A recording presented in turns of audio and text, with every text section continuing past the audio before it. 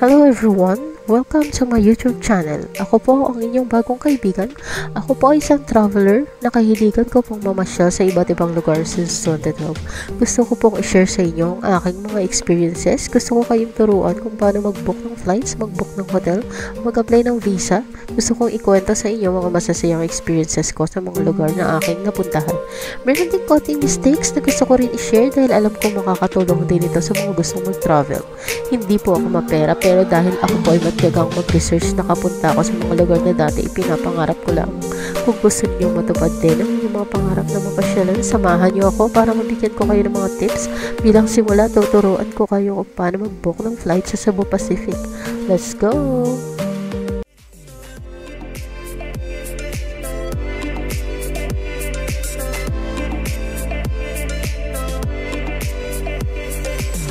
Lang po ang inyong browser at i-type ang website ng Cebu Pacific. Make sure na nasa legit na website kayo. Dapat HTTPS. Tapos mag-sign up po. Kung wala pa kayong account, type niyo yung first name, last name, email address, click nyo to, then click sign up. And check nyo yung email nyo at may ma-receive kayong instruction from Cebu Pacific. Once na may account na kayo, pwede na po kayo mag-login. Click nyo lang to, type yung email address and password, and then click login. Kung ayaw nyo naman pong mag-create ng account, pwede rin naman po. Pwede kayo mag-book as a guest. Anyway, bago naman po kayo mag-proceed sa payment, ipa-type nyo pa rin naman ang inyong email address. Make sure lang na walang typographical error. Na tayo, under ng from, piliin nyo lang kung saan kayo manggagaling. Kunwari from Manila, and then gusto nyo pumunta ng Singapore. Tapos ito yung date kung kailan kayo aalis. Tapos ito yung date kung kailan kayo babalik. Click select dates. Tapos dito mapapansin nyo, kailangan nyo ilagay kung ilan yung number ng traveler. 1, 2, 3, ganyan. Ito, 12 plus years lang is considered as adults. Tapos 2 to 11 years, children. Yan, kung may infant on lap, gusto nyo ba? O gusto nyo ba infant on seat? Yan, piliin nyo lang yan. Kung may naman po, kung halimbawa may promo code sa Cebu Pacific, pwede nyo i-type dito. Tapos click nyo yung search flights. Pero bukod sa round trip, meron naman po yung other option.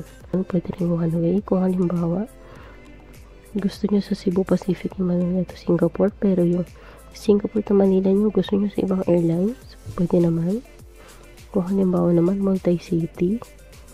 Halimbawa, punta kayo ng Singapore, tapos from Singapore, gusto nyo pang pumunta sa Malaysia, sa Kuala Lumpur, tapos doon na kayo manggagaling, papalik ng Maynila. Ayan, tapos yung Singapore to Kuala Lumpur flight nyo, pwede nyo siyang i-book sa AirAsia o kaya sa skyscanner.com. Gagawa rin po ako ng separate video para dyan. Pakiabangan na lang po.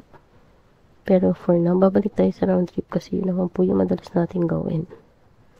Ayan. Click na natin yung search flights. Kung mapapansin nyo, may mga amount dito sa taas. Normally po kung ano yung pinakamababang amount sa na yan, yun po yung nakalagay dito. Yan, makikita nyo rin yung iba't ibang oras. Pwede kayo mamili. Pero ako usually, pinipili ko yung pinakamura. Ganon din dito. Ayun, kung mapapansin nyo, yung October 12, 75 yung napili natin. Ngayon, kung napansin nyo na mas mura to, gusto nyo palitan, yan, click nyo lang yan, lipat nyo. Yan, piliin na natin ito. Tapos, meron tatlong option dyan, Go Basic, Go Easy, Go Flexi. Sa Go Basic, meron lang kayong free hand carry baggage na 7 kilos. Sa Go Easy, bukod sa 7 kilos, meron kayong one piece check baggage na 20 kilos. Meron pang standard seat. Sa Go Flexi naman, may kasama pang self-flexi, pwede kayo mag-cancel for free in case you change plans. Kung mapapansin nyo, dito sa Go Easy, kailangan nyo magdagdag 1,069 per guest. So sa Go Flexi, kailangan nyo magdagdag 1,849 per guest. Kunwari, piliin natin to. Tapos ito. Yan. So, ang total niyan is 9,027. Yan, click continue.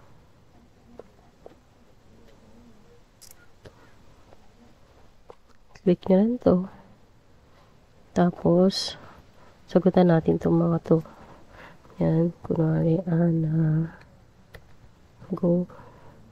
Tapos, ang birthday, kunwari, February 2, 1999, nationality niya, Philippines. Kung meron kayong Go Rewards membership ID, pwede nyo i-type yung number dito para mag-ipon nyo yung inyong points from Cebu Pacific. Yung passport information, pwede nyo i-type rito. Pero optional lang naman siya. Kung kayo ay OFW, pwede nyo i-click to. Kung kayo ay mayroong request or declaration, pwede nyo i-click to. Kayo ba expectant mother? Kailangan nyo ba ng wheelchair? Ganyan. Tapos dito naman sa contact information, automatic na po yung name nyo na nakalagay. Tapos piliin nyo yung country code ng Philippines. Tapos mobile number. Kunwari 8888. Tapos email address. Kunwari anago@gmail.com. gmail.com. Tapos check nyo to. Click continue. Kung mapapansin nyo po, nadagdagan yung amount kahit wala pa tayong ginagawa kasi automatic na na-charge yung travel insurance. Kung ayaw nyo mag-travel insurance, pwede naman. Click nyo lang yung remove insurance. Pero for me, personally, mas gusto ko laging may travel insurance kapag nagta-travel para at least kung ano man ang mangyari, hindi ako mamamroblema sa expenses. Yun po. It's up to you. Tapos, select more add-ons. Tayo sa meals. Ayan, kunwari gusto nyo umorder ng spam nori, click nyo lang yan. Plus, tapos add. Ayun na yung order nyo for Manila to Singapore. Kunwari gusto nyo pa ng food sa flight nyo ng Singapore to Manila. Kunwari beef adobo, yan. Click add. Tapos, select more add-ons. Kanina, hindi natin pinili yung may baggage na kasama. Kunwari, kasi 20 kilos lang yun. Kunwari, 32 kilos yung kailangan natin. Pwede naman, ayan, plus 2,200. Okay?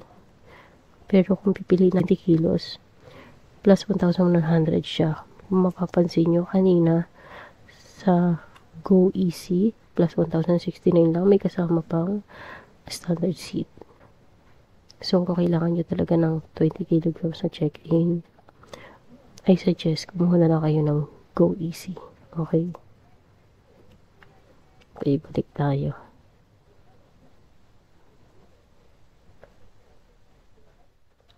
Ayan, dito tayo sa seat selector. Pwede kayo mamili ng gusto nyong pwesto rito. Kunwari gusto nyo dito sa harap, premium seat, plus 800. Dito sa standard plus seat, 500. Dito, 300. Hindi ako madalas bumili ng seat. Usually, kapag kasama ko lang yung mother ko na senior citizen, kasi gusto ko makasiguro na magkatabi kami. Pero kung kami lang ng mga friends ko, hindi na ako bumibili. Kasi, sayang din yung 300. Ayun. So, kung satisfied na tayo, wala na tayong i-add, click continue. Kung gusto nyo bayaran na yung travel tax online, pwede naman. Check nyo lang yan.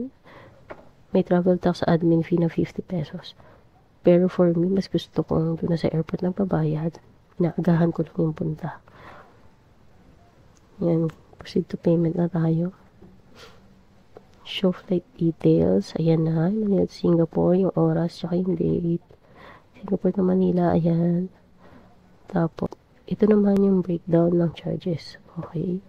So, 9,667 siya kasi bumili tayo ng meal. Yun. So, click nyo lang to. Tapos, click continue. Click pay now. Andito na po tayo sa payment method. Kung meron po kayong travel fund, pwede nyo po siyang ipambayad. Kung wala naman, pwede kayong gumamit ng credit card or debit card. Type nyo lang yung card number nyo. Type nyo yung first name, last name, CVV, which is yung number sa likod ng card.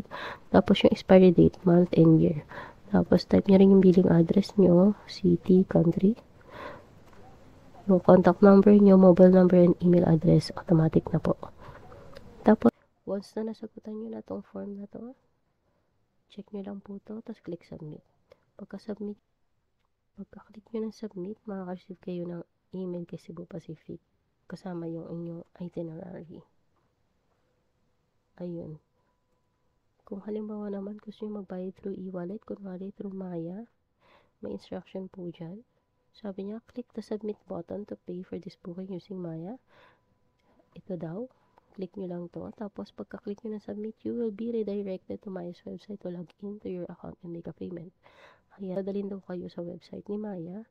Tapos, after successful payment, you will be redirected back to Cebu Pacific's website to view your itinerary receipt. Ayun. Ganun din sa GrabPay. Ganun din sa PayPal, tsaka sa GCash. Kung gusto nyo naman sa payment center magbayad, pwede rin. Ayan, ang 7-Eleven, EasyPay, Robinsons Bank, Robinsons Department Store, and SM Payment Center. Pero meron siyang 300 pesos hold fee. May instruction din dito, kailangan pay within 8 hours from the time of booking. Kasi, maka-cancel yung booking nyo kapag hindi kayo nagbayad agad. And please keep all your transaction receipts as a proof of payment. Once na na-confirm na nagbayad na kayo, tsaka nyo palang po marireceive ang inyong itinerary. Ayun po. Ayan. So, that's all for now. Sana po meron po kayong natutunan sa ating vlog. Maraming salamat po sa panonood. Mapagpalang araw po sa inyong lahat. God bless you po. Maraming salamat. Goodbye.